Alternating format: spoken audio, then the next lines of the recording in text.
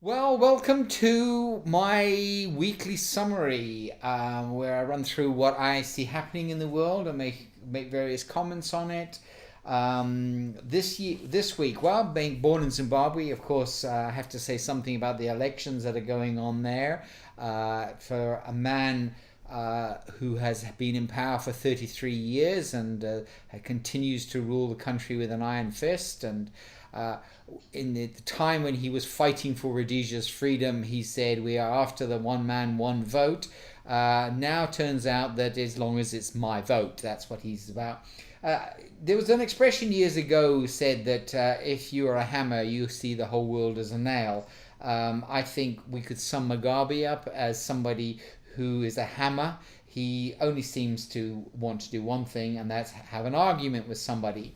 He's probably the most racialist person on the planet in a lot of ways. Only this week saying to the Americans, "Keep your pink nose out of our affairs, please." If we said that, "Keep your black nose out," we would have been accused as being racist. Look, obviously I am prejudiced. He's a man who's destroyed a perfectly good country through his own greed and through his own personal ventures and of those people around him. The elections are obviously going to be a sham. The very fact that he stood up and said, he agrees to abide by the results of the elections tells you in advance that obviously something is probably already sorted.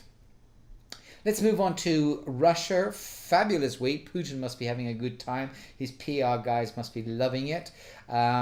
Russia's done a number of things this week. It seems to have Russia's enjoying poking its eye in the rest of the world, particularly the United States.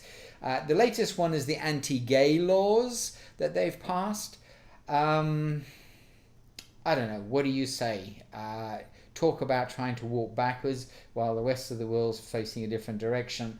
Uh, I can remember in the South Africa with the apartheid regime and how not being able to participate in the Olympics and sport did a lot to be able to bring down that very racialist oppressive type of country. Um, with the Olympics coming up, Winter Olympics coming up, I would have thought it would have been a great move to be able to actually do something in retaliation to a law of this nature. If you don't accept gays, then fine, you can't have the Olympics because a number of the people there are gay that compete. So I've always been a big believer in sanctions as a good way to go forward, but I think the people need to be taking it into their own hands. I like the way that some Americans are throwing vodka down the Russian vodka and pouring it down the street. And I think if I do happen to know of at least three people this week who were given the offer of doing some business in Russia and have actually turned it down. And I think moves of that nature by the people as well as governments would be very useful. Today, Dell has finally agreed a buyout deal. Echoes of Starbucks here with Michael Dell coming back the same way as the founder of Starbucks went back. But is this really going to work this time? It'll be an interesting few years ahead for Dell, I think. AIG has just announced that it's made its first profit since 2008, just shortly after Detroit went bust, which doesn't, some of this doesn't ring completely true. Car companies are announcing profit, they're back in making profits as well. What really did happen in Detroit there? It makes you really wonder. So, quite an interesting week of things going on. Going back to the Putin thing, of course, I didn't say anything about Edward Snowden, mainly because I just can't figure this one out. I mean, this is a man who wants to be a whistleblower, so he blows a whistle and then goes to China and then goes to Russia. I mean, talk about going to oppressive countries that are, very poignant about keeping and suppressing information, and this man runs there. I mean, just part of me makes me think that this guy's just a bit of a nutter. But anyway, we'll see what happens. Interesting. I don't think anybody should blame Putin at this moment in time on that one. I think it's early days. I actually feel there's something up his sleeve with that one.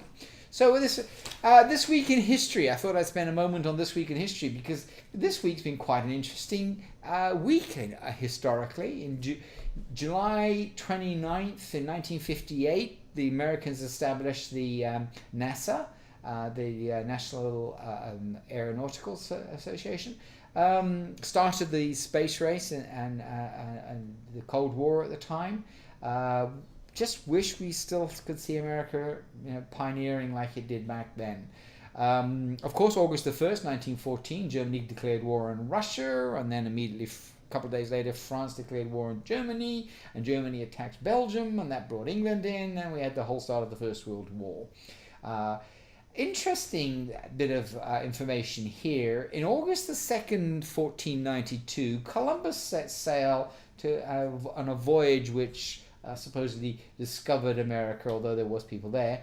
But also August the 2nd in 1776 was the date that the Declaration of Independence was signed by the 56 delegates led by Thomas Jefferson. So there it goes. 1492, Columbus set sail, and in 1776, on the same day, the Declaration of Independence is signed. In 1958, British passed the India Bill, taking control of India away from the East India Company and putting it under the Queen.